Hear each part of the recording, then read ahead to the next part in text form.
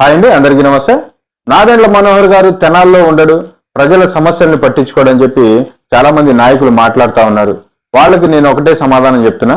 నాదెండ్ల మనోహర్ గారు ఇక్కడ ఉన్నా లేకపోయినా ఆయన ఆలోచనలు ఎప్పుడు తెనాలి నియోజకవర్గం పైనే, తెనాలి అభివృద్ధి పైనే, తెనాలి ప్రజలకు ఎటువంటి ఇబ్బంది లేకుండా చేయాలనేది ఆయన భావన ఉంటుంది ఎప్పుడు కూడా. ఆయన ఏ పార్టీలో ఉన్నా కూడా, ఏ పదవుల్లో ఉన్నా కూడా ఉన్నత స్థాయిలోనే ఉంటాడు. ఆయన కాంగ్రెస్ పార్టీలో ఉన్నప్పుడు ఆయన స్పీకర్ గా వ్యవహరించారు. ఇప్పుడు జనసేన పార్టీలో ఆయన పవన్ కళ్యాణ్ గారి తర్వాత ఆయనే ముఖ్య నాయకుడు ఆ పార్టీలో. తర్వాత ఆయన మినిస్టర్, ఆయన ఆహార పౌర సరఫరాల శాఖ మంత్రి. ఆయన పదవి బాధ్యతను కూడా చక్కగా నిర్వర్తించాలి. తర్వాత ఈ నియోజకవర్గ ప్రజల్ని కూడా ఎప్పుడు కాపాడుకుంటా రావాలి అనేదే ఆయన భావన. ఆయన ఊళ్ళో ఉన్నా లేకపోయినా ఎప్పుడు ఆయన చూపు తెనాలి మీదే ఉంటుంది, తెనాలి అభివృద్ధి పైనే ఉంటుంది. ఆయన మీకులాగా ఒక ఎమ్మెల్యే మాత్రమే కాదు కదా తెనాలి వరకే చూసుకోవడానికి, ఈ రాష్ట్రం మొత్తాన్ని చూసుకోవాలి. ఆయన